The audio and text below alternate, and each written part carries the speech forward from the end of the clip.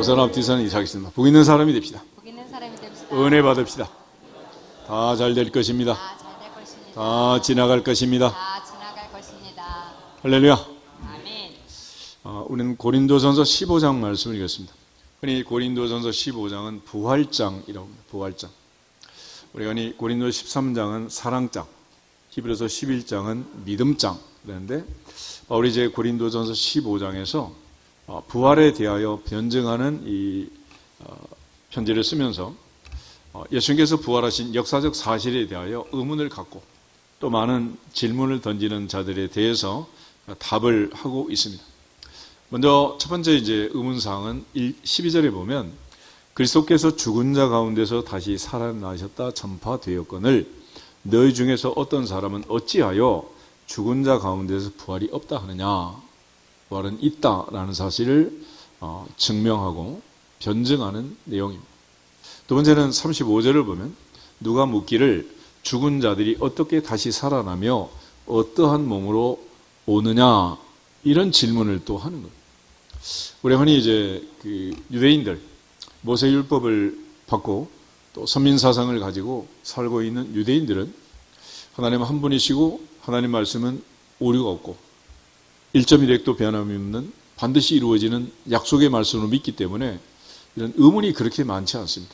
근데 문제는 이제 1세기 당시에 헬라 지역으로 이제 복음이 전파되고 또 예루살렘을 넘어 유대를 넘어 사마리아를 넘어 땅끝을 향해서 유럽의 지중해를 중심으로 해서 소아시아, 터키 지역, 또 이제 그리스, 로마, 이태리 지역, 또 북아프리아 북부 지역 이런 지역에 이제 복음이 전파되는데 당시 특별히 이제 헬라 제국 아래 있던 이 그리스, 아테네 이런 지역에서는 아리스토텔레스, 플라톤, 소크라테스 이런 지혜를 사모하는 자들이 많았고 모든 것을 3단 논법에 의해서 질문을 던지고 답을 찾는 이런 과정을 거쳤습니다.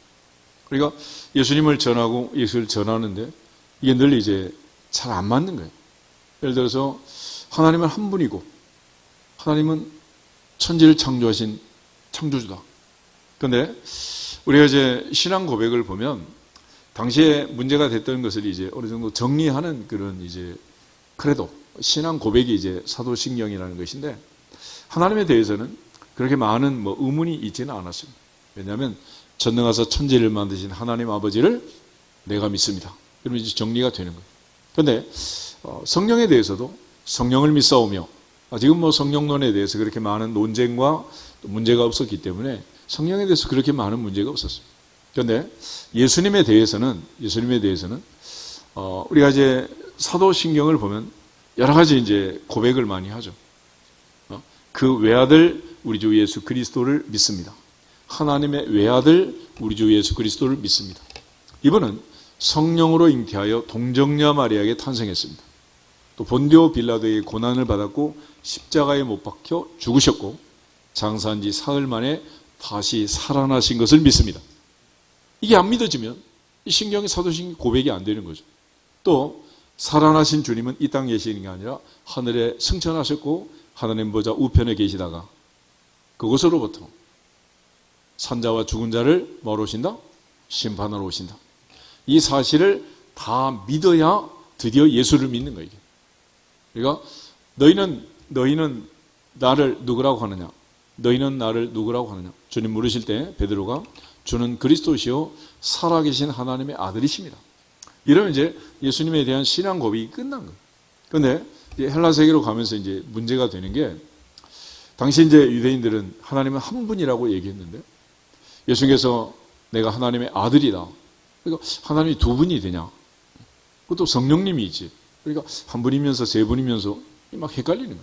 그러니까 이제 삼위일체에 대한 이 논쟁이 많았고 그는 정리정돈이 안 된 거죠. 또 예수님이 이 땅에 오셨는데 마태복음 1장에 보면 아브라함과 다윗의 자손 예수 그리스도의 세계라. 그래서 혈통적으로 다윗의 자손으로 아브라함의 자손으로 오신 예수 그리스도 족보를 정리하고 있는데 오늘 아침까지 봤던 마가복음을 보면 하나님의 아들 예수 그리스도 복음의 시작이다. 그러니까 예수님은 사람이냐 하나님이냐 인성을 가지신 사람이냐 신성을 가지신 하나님이냐 이러면서 이제 논쟁이 벌어지는. 그래서 조금 신성이 많은 하나님 쪽에 가깝지 않겠느냐? 이런 생각을 한 사람도 있고, 사람 중에 아주 착한, 훌륭한 그런 분이 아니겠냐 그러면서 이 또 논쟁이 벌어지는. 그래서 결론은 참 하나님이시고 참 사람이시다. 100% 하나님이시고 100% 사람이다. 라는 예수 그리스도의 인성과 신성의 정리를 할 때까지 많은 논쟁이 있었다. 그러니까 이러한 논쟁을 통해서 보통 이제 헤브라이즘, 동양 철학들은 이제 종합적 사고를 하지만은 헬라 철학은 그 옛날부터 분석적 사고를 하고 지금 이제 추진을 한다. 그러니까 학문이 전부 다 이제 삼란 논법으로 논쟁을 하는 거죠. 우리 청소년 오셨는데 나노, 이거는 막 머리카락 하나를 수천만 분의 1로 나눈 거 아니야? 그때부터 나누기 시작해서 이렇게 나눠진 거예요. 그러니까 이 분석하는 이 사람들, 그러니까 자꾸 질문을 던지는 거예요. 그럼 거기 답을 줘야 될 거 아니에요. 그래서 이제 예수님이 누구시냐? 그럴 때 하나님의 외아들이시고 동정녀 마리아에게 탄생하셨다. 그래서 우리가 성탄절에 동정녀 탄생, 베들레헴 탄생에 대해서 얘기를 했잖아요. 이 사실이 안 믿어지면 예수를 안 믿는 거예요. 그런데 처음부터 이게 믿어지냐? 안 믿어지죠. 마리아 자신도 못 믿었던 이야기예요. 오늘 특별히 예수님이 죽으시고 부활하신 이 사실에 대해서, 예수님이 부활하고 살아나는 게 너무도 정확하지고 역사적 사실이지만 이건 못 믿는 거예요. 못 믿어. 그렇잖아. 못 믿는 걸 어떻게 믿어져라 그런다고 믿어지는 것도 아니잖아. 그래서 성경은 너희가 그 은혜에 의하여 믿음으로 말미암아 구원을 얻었나니 이것이 너희에게서 난 것이 아니라 하나님의 선물이다. 믿어진 것이 은혜니라. 믿어진 것이 은혜니라. 은혜라니. 아무나 믿을 수 있는 게 아니다. 공부하고 연구한다고 질문한다고 믿어지는 것도 아니고 어느 날 하나님이 함께 하심으로 우리에게 은혜를 주심으로 우리가 믿어지는 그런 은혜를 받은 거예요. 사도 바울도 역시 마찬가지고 예수님의 제자들도 마찬가지고 믿을 수 없었던 일이지만은 주님께서 죽었다가 부활하신 이게 가능한 일일까라는 거죠. 그래서 먼저 주님이 부활하려면 반드시 먼저 죽음이 있어야 되고 죽었다가 살아나셔야 되는 거지, 죽은 척하고 살아났다. 그럼 부활이 아니잖아. 가짜지 뭐. 그래서 확실하게 예수님은 본디오 빌라도의 고난을 받고 십자가에 죽었다라는 사실을 믿는 거고 사흘 만에 다시 살아나셨다라는 사실을 믿어져야 된답니다. 이게 안 믿어지면 부활신앙이 아닌 거죠. 믿음의 성 아브라함이 믿었던 하나님은 죽은 자를 살리시고 없는 것을 있는 것 같이 부르시느니라 그랬잖아요. 그러니까 그 하나님이 죽은 자를 살리시고 없는 것을 있는 것 같이 부르신, 무에서 유를 창조하시는 창조주라는 사실을 믿는 것처럼 그 외아들 우리 주 예수 그리스도는 죽었다가 다시 살아나신 분이다. 할렐루야. 그런 측면에서 예수님이 죽었다는 것은 뭐냐? 예수님이 죽었다는 것은, 그리고 살아났다는 것은 신구약 성경에 이제 120번 이상 예언하고 기록된 내용들인데, 첫째, 예수님의 죽음은 아주 자연스러운 죽음이었습니다. 창세기 2장에 보면 7절에 하나님이 흙으로 사람을 빚으시고 그 코에 뭘 집어넣었어요? 생기를 집어넣어 사람이 됐다. 그러니까 사람은 흙에다가 생기를 넣으니까 생명이 되었는데, 반대로 코에서 생기를 빼가면 다시 어디로 가는 거예요? 흙으로 돌아요. 흙으로. 그래서 예수님 마지막에 운명하시면서 아버지 내 영혼을 아버지 손에 부탁하나이다. 육체로부터 영혼이 아버지께로 가시고 돌아가신 거예요. 아주 자연스러운 죽음을 맞이하신 거죠. 근데 반대로 예수님의 죽음은 아주 부자연스러운 측면이죠. 그게 뭐냐? 죽음이라는 것은 그냥 아무에게나 죽는 게 아니라 죄의 싹슨 뭐다? 사망. 그러니까 죄를 지은 인간이 죽는 거지 죄 없는 하나님의 아들이 죽을 수가 있느냐? 이게 또 걸리는 거예요. 그렇잖아요. 그래서 1세기 당시에 많은 이제 이단들이 생기는데 그 중에 이제 영지주의라는 이런 이단들이 있어요. 예수님 육체로 오신 게 아니라 그렇게 보인 거다. 어떻게 하나님이 사람이 될 수 있느냐? 또 죄 많은 인간의 몸을 입을 수 있느냐? 많은 논쟁이 벌어지게 되는 거예요. 그런데 특별히 주님은 죄 없는 주님은 우리의 죄값을 지고 죽으셨고, 우리는 양 같아서 그를 향하여 각기 제 길로 갔지만 하나님께서는 우리 무리의 죄악을 그에게 담당시키셨도다. 주님이 십자가에 죽으심으로 우리는 구속고 제사함과 하나님의 자녀가 된 거예요. 그러니까 예수님의 죽음은 죄 없는 그분이 죽었기 때문에 아주 부자연스럽다. 그러면 주님은 도대체 무슨 죄 때문에 죽은 거냐? 자신의 죄가 아니라 나의 죄, 너의 죄, 우리의 죄를 짊어지고 80과 인류를 다 살릴 수 있는 그 보혈의 십자가의 은혜를 우리에게 베푸시고 십자가에 죽으신 거예요. 그런 측면에서 세 번째로 예수님의 죽음은 대속적 죽음이라고 하는데 마태복음 20장 28절에 이는 그가 자기 목숨을 많은 사람의 대속물로 주기 위해서 오셨다. 섬김을 받기 위함이 아니라 섬기려 하셨고 많은 사람의 대속물로 자기 목숨을 버리셨다라고 했어요. 여러분 10장에 있는 말씀처럼 주님은 목숨을 빼앗긴 것이 아니고 스스로 자원하여 버리시고 포기하신 거예요. 포기. 이처럼 주님이 십자가에 죽으심으로 우리가 구속구 죄사함을 받아 하나님의 자녀가 되는 대속의 은혜를 받은 것입니다. 그래서 십자가의 주님의 죽음은 자신의 죄로 죽은 게 아니라 대신 죄 없는 그분이 죄 많은 우리를 대신하여 죽으신 대속적 죽음이라는 것입니다. 동시에 예수님의 죽음은 미스테리라고 해요. 미스테리. 불가사의하다. 요한복음 3장 16절 그 유명한 요절을 보면 하나님은 세상을 이처럼 사랑하사 독생자를 주셨다 그랬잖아요. 왜냐하면 이는 누구든지 저를 믿는 자마다 멸망하지 않고 영생을 얻게 하려 하십니다. 예수님께서 십자가에 죽으시고 피 흘리신 그 십자가의 보혈은 아담부터 시작해서 마지막 인류까지 전 인류를 다 구원하고도 남을 만한 충만한 하늘보다 높고 바다보다 넓은 깊은 그 사랑과 은혜이지만 그러나 결과적으로 보면 누가 영생을 얻고 누가 생명을 얻고 누가 구원을 받느냐? 믿는 자마다. 믿는 자마다. 그래서 이 말씀은 믿는 자 속에 역사하느니라. 믿지 않은 자에게는 아무 관계가 없다는 거예요. 아무 관계가.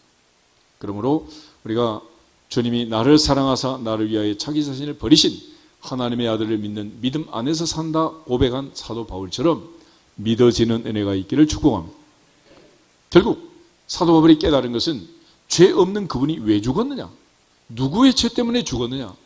누구에게 생명을 주시고 살리려고 죽으셨느냐? 계시록에 보면 생명책이라는 책이 등장합니다. 거기에 이름이 전부 다 기록되어 있고 바로 그 사람들을 위해서 주님은 죽으셨다라는 이게 바로 미스테리야. 도대체 누구 이름이 거기 있느냐? 누구 때문에 죽었느냐? 바울은 당당하게 나 때문이다 라고 말합니다. 그러므로 주님께서 십자가에 죽으신 그 죽음의 의미는 바로 나를 사랑하사 나를 위하여 자기 몸을 버리신 것입니다. 그렇게 믿어지고 깨달은 자는 복이 있도다. 복이 있도다. 그런 측면에서 우리 모두가 다 하나님 앞에서 정말 이 신비로운 주님의 죽음의 보좌 앞에서 바로 주님이 그렇게 사랑하시고 죽음으로 살리기 원했던 아버지가 아들을 포기하고 선택했던 그 주인공이 누구냐? 바로 나라는 거예요.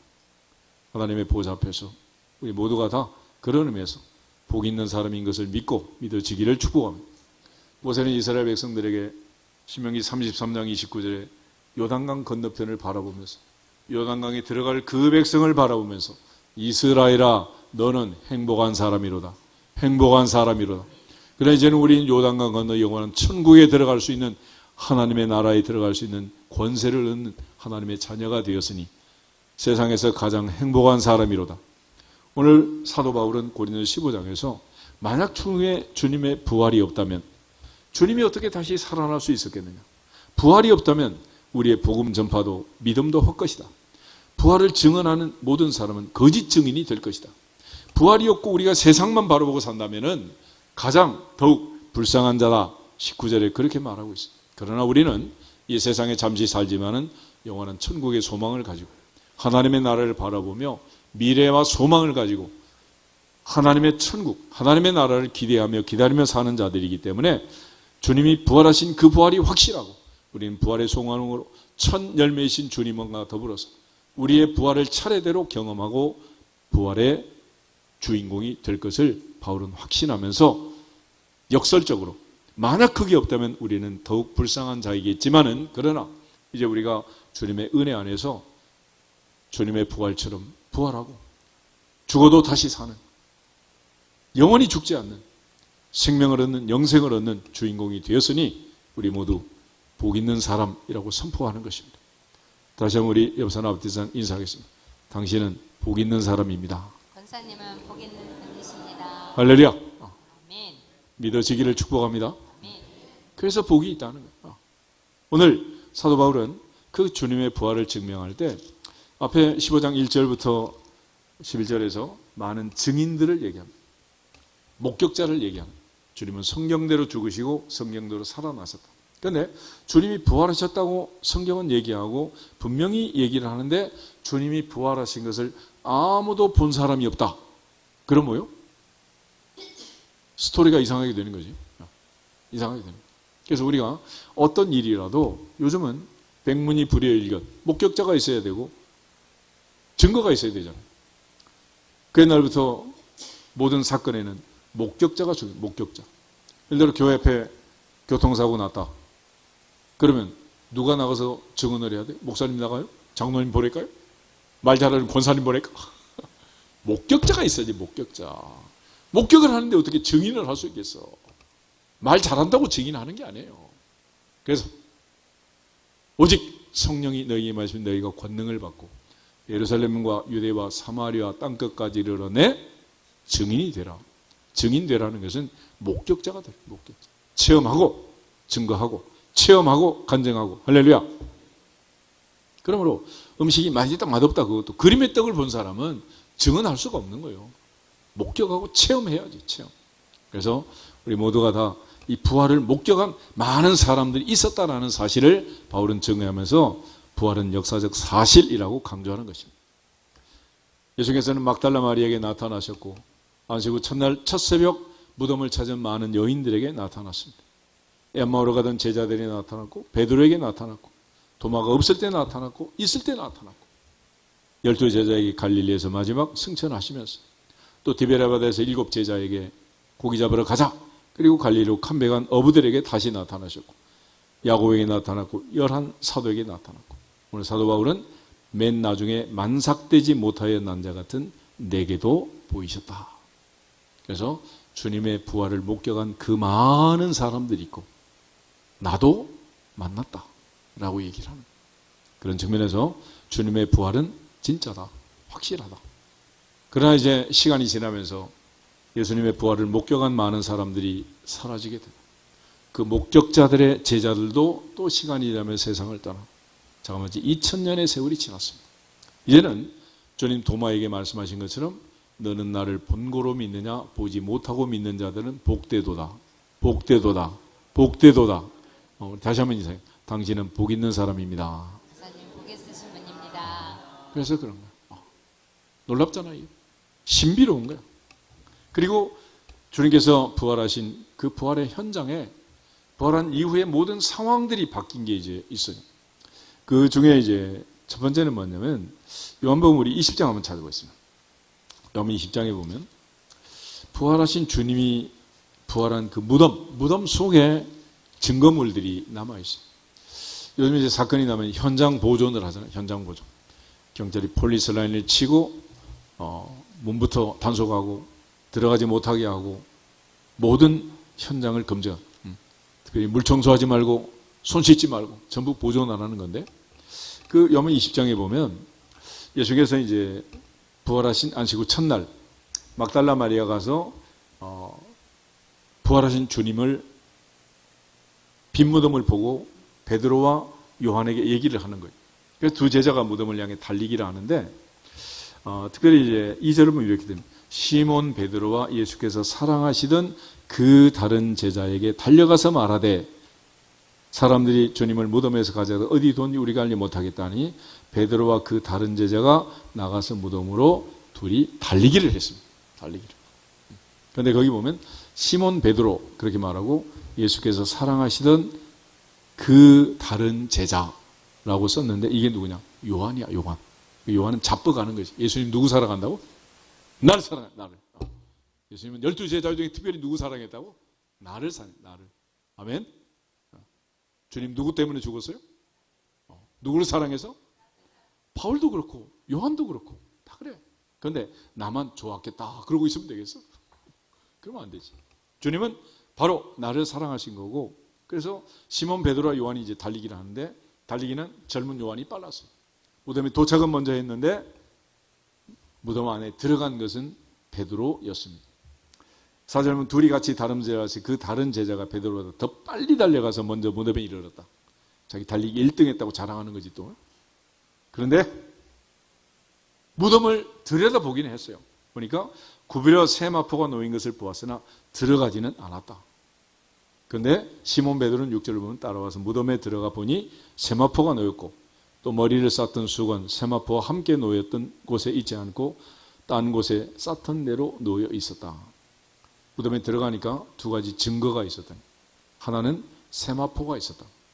아리마대 부자 요셉과 니고데모가 예수님께 장사 지낼 때 시체를 쌌던 세마포가 잘 벗겨져서 놓여 있었고 또 한쪽에 머리를 쌌던 수건이 쌌던 대로 잘 개켜져 가지고 따로 있었다. 그런데 재밌는 것은 8절입니다. 8절. 같이 한번 읽겠습니다. 그때야 무덤에 먼저 갔던 그 다른 제자도 들어가 보고 믿었더라. 아멘. 사도 요한이 내가 예수님의 부활을 믿은 증거가 바로 이거라는 거예요. 무슨 뜻이냐? 요한은 예수님의 사랑을 받았고 늘 예수님과 같이 잡고 같이 일어났는데 예수님보다 한 번도 일찍 일어나 본 적이 별로 없어. 예수님은 새벽 미명에 벌써 일어나서 한적한 곳에서 뭐 하시오? 새벽 기도 하시고. 그러니까 별로 본 적이 없지. 그런데 그냥 나가시는 게 아니라 예수님께서 항상 잠자리를 잘 정리정돈하시고 그리고 수건을 잘 개켜놓고 그렇게 나가셨다. 그걸 보니까 예수님께서 죽었다가 시체를 훔쳐간 것도 아니고 주님 일어나서 아침에 잘 정리하고 지금 기도하러 나가신 것처럼 내부가 잘 정리되어 있는 것을 요한이 보고 살아나셨구나 라는 걸 깨달았다. 믿게 되었다. 우리가 집에 가보면 그렇잖아. 평소하고 뭔가 달라. 뭔가 정리가 잘 되어 있고 정돈이 잘 되어 있어. 꼭 친정엄마가 왔다 간 것 같아. 흔적이 있어요, 없어요? 흔적이 있잖아. 그게. 요한이 바로 그 흔적을 발견한 거예요. 흔적. 그리고 요한은 믿었다라고 말합니다. 그래서 무덤의 현장에 주님께서 시체를 도난당하고 뭐 그렇게 된 게 아니라 살아나셔서 본인이 친히 세마포와 수건을 정리하시고 무덤에서 나가신 증거를 요한복음은 기록해 주고 있는 겁니다. 이처럼 텅 빈 무덤과 더불어서 무덤 속에 놓여있던 세마포와 따로 쌓아져 있던 수건, 이것들이 전부 다 부활의 증거물로 지금 제시되어 있는 겁니다. 또 하나는 이제 초대교회가 상황으로 많은 변화를 겪게 되는데 첫 번째는 뭐냐면 제자들의 삶이 자세가 완전히 달라집니다. 우리가 베드로를 잘 알지만은 계집종이 얘기하니까 3번씩이나 부인하고 모른다고 저주까지 했잖아요. 근데 이 베드로가 갑자기 대제사장들 사내들인 공회에 붙잡혀 갔는데도 큰 소리 빵빵 쳐요. 하나님 앞에서 너희 말 듣는 것과 하나님 말씀 듣는 것 어느 게 옳은가 판단하라. 우리는 보고 들은 것을 말하지 아니할 수 없다.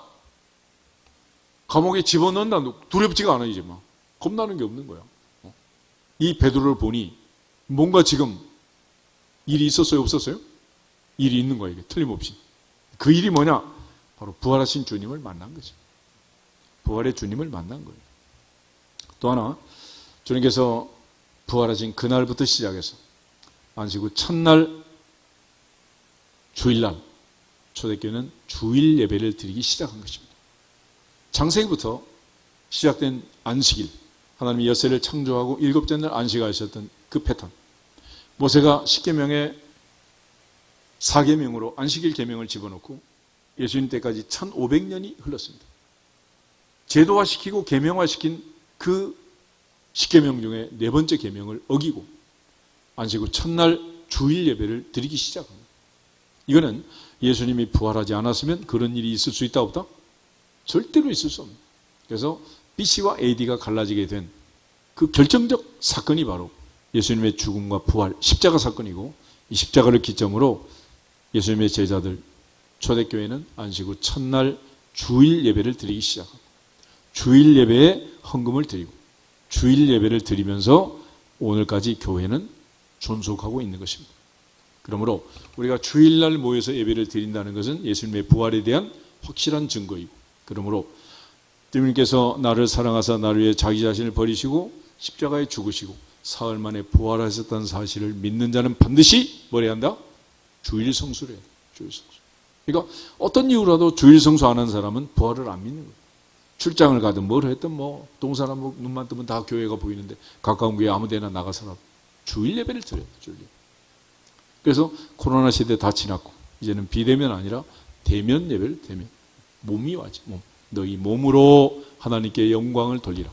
너희 몸으로 거룩한 사한 제사를 드리라. 그래서 기독교는 불교와 다른 점이 이런 거예요. 불교는 돌을 닦고 고행을 하면 되잖아요. 그래서 기독교도 이제 수도원, 고행 이런 걸 많이 했습니다. 근데 그 문제점이 뭐냐? 예수님의 말씀은 내가 너희를 사랑한 것 같이 어떻게 해라? 서로 사랑을 했잖아요. 혼자 있으면 이게 안 되잖아요. 공동체가 안 되는 거예요. 공동체. 그래서 주님의 서로 사랑을 실천하기 위해서 교회라는 조직을 주님이 남기셨고 피로 값주고 교회를 사셨다라고 얘기합니다. 그러므로 우리 모두가 다 하나님 앞에서 정해진 교회에서 주일 성수하고 하나님을 섬기는 은혜가 임하기를 주 이름으로 축복합니다. 그리고 또 하나의 증거는 사도행전 8장에도 보면 예루살렘에 박해가 나고 스데반 집사님이 순교를 하고 많은 사람이 흩어지게 됩니다. 근데 흩어질 때 가는 사람들이 갖고 가던 개나리 벗짐 속에 뭐가 있느냐? 복음이 돼요. 복음. 먹고 살기도 힘들고 지금 자리 잡기도 힘들고 요즘처럼 무슨 통장에 뱅킹 해가지고 가는 세상도 아니고 가져갈 게 얼마나 많겠어요. 근데 그들은 아무것도 가져가지 않고 두 버릇도 가져가지 않아도 가서 진리의 복음, 부활의 복음을 전한 것입니다. 만약 주님의 부활이 가짜라면 그럴 수가 있겠냐는 거예요. 있을 수 없는 일이죠. 그래서 초대교회의 삶의 변화, 예수님 죽음과 부활 이후 승천하신 이후에 초대교회 삶의 성도들의 모든 삶이 변화된 그 자체가 예수님의 부활의 강력한 증거가 되는 것입니다. 요번 20장 다시 보시면 예수님께서 부활하신 그 첫 번째 부활 주일 저녁에 예수님이 제자들을 찾아오세요. 19절 보면 이날 안식 후 첫날 저녁 때 제자들이 유대인들을 두려워하고 문을 꽁꽁 걸어 잠그고 있는데 예수님께서 들어오셔서 너희에게 평강이 있을지어다. 너희에게 평강이 있을지어다. 평강이 있을지어다. 21절에도 너희에게 평강이 있을지어다. 일주일 뒤에 오셔서 26절에도 너희에게 평강이 있을지어다. 할렐루야. 주님 태어날 때부터 천군 천사의 찬송 가사가 그거예요. 지극히 높은 곳에서는 하나님께 영광이요 땅에서는 기뻐하심을 입은 사람들 중에 평화로다. 평강이로다. 민수기 6장에 있는 대제사장의 기도도 여호와는 내게 복을 주시고 너를 지키시기를 원하며 여호와는 그의 얼굴을 내게 비치사 은혜 베푸시기를 원하며 여호와는 그 얼굴을 내게로 향하여 드사 평강 주시기를 원하노라. 우리가 흔히 예루살렘이라는 도시는 평화의 도시, 평강의 도시라고 하잖아요. 평강. 주님이 부활하시고 첫 번째 하신 말씀, 저들이 주신 이 축복의 메시지는 너희에게 평강이 있을지어다. 시편 127편에도 보면 하나님은 사랑하는 자에게 뭘 주신다? 잠을 주신다. 낮에도 평강, 밤에도 평강. 평안하고 건강하시기를 축복합니다. 그것이 주님이 원하시는 거예요. 그러므로 몸 관리, 마음 관리 잘할지어다. 건강할지어다. 하나님 말씀을 떠나게 되면 마음도 불편하고 몸도 불편하고 자꾸 힘들어져요. 주님께서 그렇게 원하셨던 그 평강을 누리는 부활의 증인들이 되기를 주 이름으로 축복합니다. 동시에 주님께서 21절에 아버지께서 나를 보내신 것 같이 나도 너희를 보낸다. 가라. 너희는 가서 모든 족속으로 제자를 삼아라. 22절에 주님께서 이상한 액션을 하나 더 하셨어요. 그들을 향해 숨을 크게 내쉬면서 성령을 받아라. 내가 그랬으면 이상하다고 고발하고 또 난리 번거지 칠 사람 있을지 없을지 모르겠지만 주님이 그래요. 주님이. 하나님이 흙으로 사람을 만드시고 생기를 집어넣죠. 에스겔 골짜기 마른 뼈를 향해서 하나님이 에스겔에게 대언해라 그랬어요. 생기야 사방에서 들어와라. 뼈들이 맞아들이고 큰 군대가 일었었다. 그러니까 사람에게 제일 중요한 것은 뭐가 중요하다? 생기가 중요하다. 생기. 우리 몸이 물이고 70% 물은 안 먹어도 최소 예수님 40일, 모세는 40일씩 2번이나 버틸 수 있잖아. 근데 숨은 40일 버티고 5분도 안 돼. 5분도 안 돼. 2, 3분만 뇌에 산소가 공급 안 되면 뇌사하는 거예요. 큰일 나는 거예요. 큰일. 그 정도로 중요한 게 호흡이다. 호흡. 생명은 호흡에 있다. 그래서 인간은 호흡이 끊어지면 그날로 모든 도모가 끝이다. 그랬습니다. 오늘 부활절려 맞이하면서 성령의 생기로 충만하시기를 주 이름으로 축복합니다. 육체는 공기가 필요하고 산소가 필요하지만은 우리의 영혼은 영혼의 생기가 필요합니다. 아모스가 말한 대로 양식이 없어 기근이 아니고 물이 없어 가람이 아니다. 여호와의 말씀을 듣지 못한 기갈이다. 그랬습니다. 항상 성령 안에서 기도는 영혼의 호흡이요 말씀은 영혼의 양식이라고 했는데 우리 모두가 다 쉬지 말고 기도하기를 쉬는 죄를 범치 않겠다는 사무엘처럼 항상 기도하고 영적 호흡이 멈추지 않기를 주님의 이름으로 축복합니다. 동시에 주님께서 도마 있을 때 없을 때 나타나셔서 그들에게 주신 이 도마에게 주신 말씀을 보면은 도마가 나중에 예수님이 오셨다 그러니까 하는 말이 있어요.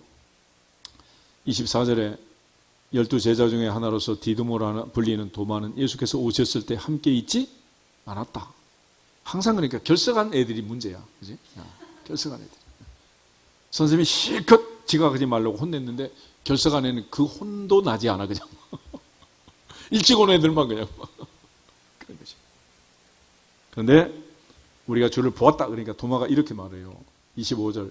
내가 그의 손에 못자국을 보며 내 손가락을 그 못자국에 넣으며 내 손을 그 옆구리에 넣어보지 않고는 믿지 아니하겠노라. 그랬더니 일주일 뒤에 주님이 오셔서 도마에게 27절에 이렇게 말해요. 도마에게 이르시되 내 손가락을 이리 내밀어 내 손을 보고 내 손을 내밀어 내 옆구리에 넣어보라. 그리하여 믿음 없는 자가 되지 말고 믿는 자가 되라. 일주일 전에 도마가 믿음 없이 한 말 예수님이 들었다 안 들었다? 다 들었다. 무섭잖아. CCCB에 찍힌 거예요. 꼼짝없이. 광야에서도 너희 말이 내 귀에 들린 대로 행하리라. 그래서 여호수아 갈렙 믿음 있는 말을 했던 두 사람은 가나안에 들어가고 믿음 없는 말로 원망으로 악평했던 자들은 한 사람도 빠짐없이 마지막 모세까지 가나안에 못 들어갔어요. 입술에 파수꾼을 세워서 하나님을 기쁘게 하는 내 입의 말이 내 마음의 묵상이 연락되는 주인공들이 되기를 축복합니다. 예수님 다 보고 계시고 듣고 계시네. 그러므로 함부로 말하지 말고 아무 말에는 말하지 말고 주님 기뻐하시는 주님이 들을 때 기뻐하시는 그런 말을 해라. 주님은 어떤 사람을 기뻐하는 믿음 있는 사람. 백부장을 만났을 때 내가 이스라엘 중 아무에게도 이만한 믿음을 만나보지 못했자 그러죠. 그러니까 주님은 믿음 있는 사람을 보면 제일 기뻐하시고 믿음 없는 사람을 보면 도마 자기 제자 중에 한 사람이잖아요. 그렇지만 주님은 도마를 책망하셨습니다. 그때 도마가 28절에 나의 주님이시오 나의 하나님입니다 이런 고백을 해요. 나중에 도마는 인도까지 가서 복음을 전했다는데 지금 인도 첸나이에 가면 현대장도 공장도 있지만은 그 첸나이에 도마 성당이라는 성당이 있어요. 나지막한 언덕에 있는데 계단 올라가면서 전부 영어로 붙여놨다. My Lord, my God, my Lord, my God. 나의 주님이요, 나의 하나님이십니다. 나의 주님이시고 나의 하나님이십니다. 아멘. 우리 모두가 다 한 번 실수할 수 있지만 그러나 도마처럼 다시 한번 회심하고 나의 주님, 나의 하나님을 믿고 끝까지 변하지 않기를 주 이름으로 축복합니다. 주님께서 마지막 하신 말씀 29절 다시 한번 읽겠습니다. 예수께서 이르시되 너는 나를 본고로 믿느냐 보지 못하고 믿는 자들은 복되도다 하시니라. 할렐루야. 그러면서 다시 한번 인사하겠습니다. 당신은 복 있는 사람입니다. 권사님은 복이 있으신 분입니다. 아멘. 부활의 주님 도마에게 말씀하실 때 보고 믿는 것도 복이 있지만 듣고 믿는 것 얼마나 복이 있느냐라는 것입니다. 그리스도 예수의 마음을 품고 이 땅까지 낮아지시고 죽기까지 복종하신 주님. 다시 하나님은 지극히 높은 하나님 우편까지 올리시고 하늘에 있는 자, 땅에 있는 자, 땅 아래 있는 모든 자들의 물음을 예수의 이름에 꿇게 하시고 그 이름의 권세, 부활하신 주님의 그 능력의 이름, 그 이름을 믿는 자는 하나님의 자녀가 되는 권세를 주신다 그랬죠. 사도 베드로는 나사렛 예수 그리스도의 이름, 은과 금은 내게 없지만 내게 있는 것으로 내게 주노니 곧 나사렛 예수 그리스도의 이름으로 일어나 걸으라. 일어나 걸으라. 일어나 걸으라. 일어나 걸으라. 선포할 때 안전명이 일어났죠. 놀라운 그 이름의 권세를 믿고 날마다 우리에게 주신 예수님의 인갑도장을 갖고만 다니지 말고 무시로 성령 안에서 예수님의 이름으로 기도할지어다. 선포할지어다.